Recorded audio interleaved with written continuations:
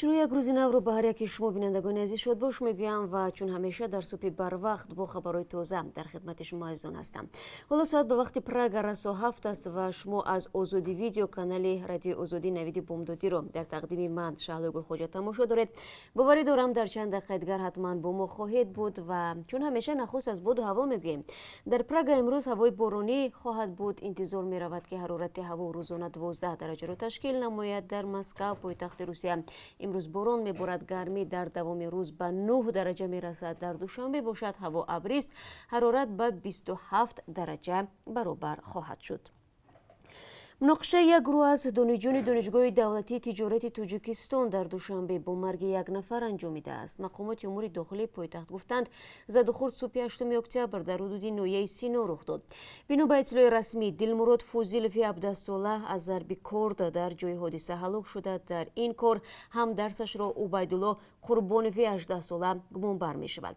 مقامات عبدالخالق غفورزاده، کبیر شریف و دولت غیب‌اللهیف را از اشتراکداران دیگری زنازنی نام بردند. تفصیلات حادثه از منابع مستقل دسترس نیست ولی مقامات در اظهارات میگویند عبیدالله قربانوف با کارد یک دفعه به عضو حیاتاً مهم یعنی قسم دل دانشجو دلمراد فاضلوف زده است که در نتیجه او با برداشتن جراحت وزنین به هلاکت میرسد. گمانبر از جای حادثه فرار میکند. ماموران میلیسا عبیدالله قربانوف را در جریان یک عملیات در ناحیه مومن‌آباد ولایت ختلان دستگیر کردند. ضد او بر اساس ماده افباشی با استفاده از سلاح سرد و آدمکشی پرونده باز شده است. گمانبر در حبس پیشکی قرار دارد. تفتیشات ابتدایی معلوم کرده است که عبیدالله قربانوف و دلمراد فوزیلوف ختم کرده مکتب رقم 60 نویه سینای دوشنبه بوده. ظاهرا خصومت دوران مکتبی به این حادثه سبب شده است. در گذشته نیز چند مناقشه مرگبار خوانندگان مکتب و دانشگاه‌های کشور ثبت شده بود. مقامات در چنین حادثه والدان را گناهکار می‌دانند که فرزندان خود را بی نظارت گذاشتند. والدان در نوبت خود آموزگاران را مقصر می‌خوانند. ضمن بینندگان عزیز در برنامه امروز تلاش میکنیم که با زد و خورد آخر برای شما معلومات بیشتر بدهیم و برنامه ما رو تماشا کنید. وزیر کارهای داخلی تاجیکستان با همتای روسیگیش ولادیمیر کالاکولتسف مسئله عفو مهاجران تاجیک را که ممنوع الورودند مطرح نموده است. در این باره وبسایت وزارت کارهای داخلی تاجیکستان خبر میدهد. ملاقات جانب‌ها در دایره مشاوره مشترک در مسکو دیروز صورت گرفته است. طبق معلومات منبع رمضان رحیمزاده مسئله بدرفتاری میلیساها را در نسبت مهاجران تاجیک نیز بررسی کرده خواسته است که برخورد آنها خوب شود و باید بازداشت مهاجران تاجیک طبق قانون صورت بگیرد. از این گفتگوی دو وزیر ذکر شده است که صادرشوی جنایت‌ها در عموم و مخصوصا وابسته به معاملات غیرقانونی مواد مخدر در حدود فدراسیون روسیه از طرف شهروندان تاجیکستان سال تا سال کم می شود و در ادامه موضوع روسیه و جنایتکاری زادگان آسیای مرکزی. شاهدان نقل میکنند که زادگان آسیای مرکزی در بازار میوه و سبزیجات نوسیبیرسک روسیه از گروه متشکل جنایتکار مقاومت نشان دادند. این گروه جنایتکار را شخصی با نام تیمرلند زاده ازبکستان رهبری میکند. به اطلاع رسانه ها گروه وی از 2 سال این جانب به غارتگری و تمجوی مشغول می باشد. ضرردیدگان بارها به مقامات از بالای این گروه شکایت بردند اما شکایت آنها نتیجه نداده است. نزاع آخری روز 4 اکتبر شروع و بعد 3 روز به زنازنی گروهی تبدیل شده است. تیمرلند روز 7 اکتبر با گروه مسلح 10 نفری وارد بازار شده است. در نوارهایی که در اینترنت نشر شدند دیده می شود آدمانی وی با نقاب و اتومات و تپانچه به بازار می درویند. ژرکینبون تویتوکوف رهبر دیاسپورای قرغیزها در نوسیبیرسک گفت که کارگران بازار با سنگ و چوب به مقاومت گروه مسلح برآمدند. زاده قرغیزستان با نام رشید در گروه جنایتکار شامل بود و زادگان آسیای مرکزی را غارت میکرد. آنها خواستند بار دیگر تاجران را غارت کنند و با این مقصد سوار 3 ماشین به بازار آمدند. نزدیک 100 آدم به مقاومت تمجیان برخاستند و ماشین‌هایشان را آتش زدند. 3-4 کس از تیرهای رزینی مجروح شدند. چند تن از اعضای گروه جنایتکار بازداشت کردند اما سرکرده‌ها هنوز در آزادی میباشند، گفت تویتوکوف. رسانه‌های روسیه نوشتند که در زنازنی نزدیک 200 کس شرکت کرد که از آنها 50 تن بازداشت شده است و طوری ما دیروز خبر داده بودیم در پی این زنازنی بعداً رید مهاجران در نوسیبیرسک آغاز گردید. کشورهای عالم به عملیات نظامی ترکیه در شمال سوریه واکنش نشان داده تصمیم گرفتند که این عمل را که بر ضد نیروهای کرد 9 اکتبر شروع شد در جلسه اضطراری شورای امنیت سازمان ملل متحد بررسی کنند. پرزیدنت آمریکا دونالد ترامپ 3 روز پیش گفته بود که به عملیات ترکیه دخالت نمی‌کند، ولی دیروز گفت که این فکری بد بود. روز چهارشنبه کاتب دولتی آمریکا مایک پامپئو در واشنگتن گفت آمریکا هیچگاه این عملیات را دستگیری نکرده است. سناتوران آمریکا اعلام کردند که یک قطعنامه با هدف تحریم رهبران سیاسی، نظامی و ساحه انرژتیک ترکیه و از جمله پرزیدنت رجب طیب اردوغان را تهیه نمودند. دیروز در شهر حل آلمان اثنای حمله به عبادتگاه یهودی و آشخانه ترکی 2 نفر کشته شدند. سلاح به دست حمله‌اش را به طور زنده طریق اینترنت نمایش داد. پیش از حمله سلاح به دست یک اظهارات ضد سامی پخش کرد. پلیس آلمان میگوید فرد متهم دستگیر شده است، ولی 2 نفر دیگر با ماشین ربوده از مکان حمله فرار کردند. سفیر آمریکا در آلمان ریچارد گرینل گفت هنگام حمله در داخل کنیسا از 70 نفری بودند که در داخلشان همچنین 10 آمریکایی نیز بوده است. مقامات آلمان تخمین میکنند که مسئولان حمله افراطی‌های راستگرا میباشند.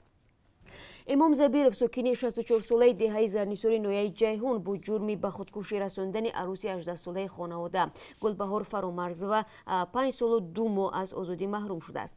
منابع در نهادهای انتظامی نویه روز 9 اکتبر به رادیو آزادی گفتند زبیرов دوره جزا را در زندان نظام سنگین پس سر خواهد کرد.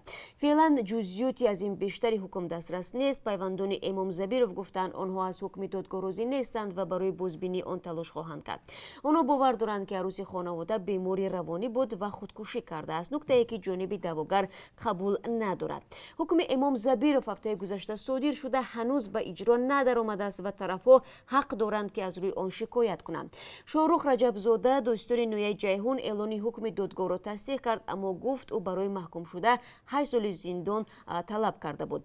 پرونده امام زبیرov بر اساس ماده به خودکشی رساندن بررسی شده است که برای این جنایت در قانون‌های تاجیکستان از 5 تا 8 سال محرومی از آزادی پیش بینی گردیده است. زبیرov را ماه ایون امسال دستگیر کرده بودند. جسد گلبهار فرامرز و را باشد روز 15 اپریل امسال در انبار خانه شوهرش آویخته پیدا نمودند. خانواده داماد گفتند که وضع روانی عروس خوب نبود، اما والدان دختر گفتند او بیماری روانی نداشت و تشخیص طبی و دادگاهی نیز بیمار بودن او را رد کرده است. مقامات تفتیشاتی گفته بودند که آزار زیاد، تأخیر پیوسته و پس زدن شأن و شرف سبب شده است که عروس خانواده خودکشی کند. در تاجیکستان طی 4 سال اخیر خودکشی عروسان جوان زیاد ثبت شده. مایه نگرانی مقامات و کارشناسان است. در اکثر موارد زورآوری و جبر و ظلم به زن سبب خودکشی آنها گفته می شود. حامیان حقوق میگویند زورآوری به زن و عموما خشونت خانوادگی نقض جدی حقوق انسان است که نه تنها زندگی هزاران زن و دختر در جهان را زیر خطر قرار میدهد، بلکه مانع پیشرفت جامعه ها می شود. بعد از 10 سالها منع تماشای بازی فوتبال در داخل ورزشگاه ها، زنان ایرانی اجازه یافتند که دور نوبتی رقابت تیم ملی فوتبال کشورشان را با کامبوجا در چارچوب جام جهانی تماشا کنند. قرار است بازی روز 10 اکتبر در ورزشگاه آزادی شهر تهران برگزار شود. این نخستین بازی می شود که بعد از انقلاب اسلامی سال 1979 در ایران زنان حق پیدا می کنند در کنار مردان نشسته آن را تماشا کنند. برای فراهم شدن چنین امکانیت تلاش‌های چندین ساله سازمان‌های حامی حقوق زنان، فشار افزاینده فدراسیون بین‌المللی فوتبال و نهایت مرگ فوجی‌بار یک دختر مخلص فوتبال سبب شد. این دختر جوان خود را بعد آن آتش زد که دادگاه او را برای تلاش وارد شدن به ورزشگاه به 6 ماه حبس محکوم کرد. مقامات در ایران گفتند از میان 80,000 جای در ورزشگاه در یک مکان جداگانه 3,500 جای برای بانوان بند می شود و این خبر را زنان مخلص فوتبال خیلی گرم پذیرفتند. مقامات پشته توجیک اداره توبه خدمات علاقه تاجیکستان در روز جهانی پوچتا گفتند که چرا شرکت‌های بین‌المللی DHL، UPS و TNT نتوانستند دیگر باره در کشور خود را ثبت نام کنند. روز جهانی پشت هر سال 9 اکتبر تجلیل می شود. این 3 پشته بین‌المللی 3 سال پیش به دلیل گویا جوابگو نبودن و طلبات از حق کار در حدود تاجیکستان محروم شدند. نمایندگان شرکت‌ها چنین رفتار تاجیکستان را نادرست شمردند و واکنش ساکنان و بعضی کشورهای غربی بینالمللی اساساً منفی بود. جیونخون یورالیف رئیس شرکت پشته توجیک دیروز به رادیو زودی گفت آنها به ثبت نام دوباره پشته‌های بین‌المللی در کشور راضی بودند اگر شرکت‌ها شرط را می‌پذیرفتند. یکی از شرط‌های جانب تاجیکستان این بوده است که پشته‌های بین‌المللی تنها با خدمت‌رسانی در دوشنبه و خوجند محدود نشوند و نامه‌ها و بسته‌های مردم را به ناحیه‌های دوردست به مثل کوهستان مهجا و مرغاب نیز رسانند. بیشتر نمایندگان شرکت‌های بین‌المللی مراسلاتی اشاره کرده بودند که خدمات علاقه برای ثبت دوباره شرط‌های گذاشتند که اجرایش ناممکن است، اما جزئیاتش را آن زمان آشکار نکردند. فعلا نظر آنها به این مسئله دسترس نیست. پشته توجیک بعد از بسته شدن پشته‌های بین‌المللی در تاجیکستان در بازار نامکشانی بی‌رقیب ماند و یا به اصطلاح دیگر مونوپولی شد. یک بار بسته شدن پشته‌های بین‌المللی سایکوینان را که از آنها بیشتر برای فرستادن سند به خارج کشور استفاده می‌کردند به مشکل دچار کرد، چیزی که حالا مقامات توجیک با دل پر گفته میتوانند افزایش درآمد آنها در 3 سال اخیر و بعد از بسته شدن پشته‌های بین‌المللی بوده است. برای نمونه سال گذشته پشته توجیک 8.3 میلیون سومانی درآمد دیده است که در مقایسه با سال 2017 2.8 میلیون سومانی بیشتر است. و بینندگان عزیز، از قرب اسعار خارجی معلومات میدیم برای شما که از طرف بانک ملی برای امروز به طور ضبط تعیین شده است. $1 9 سومانی و 69 درم، 1 یورو 10 سومانی و 64 درم و 1000 روبل روسی برابر است به 148 سومانی و 90 درم. سپاس میگویم که ما را تا آخر صحبت تماشا کردید و از اخبار تازه تاجیکستان و جهان معلومات یافتید. من همه شما را بازم در دوام روز منتظر خواهم بود در سرخط خبرهای روز و همین گونه در برنامه خبری. ما شما را منتظریم، فراموش نکنید. برای شما روزی خوب و با قرار میخواهم.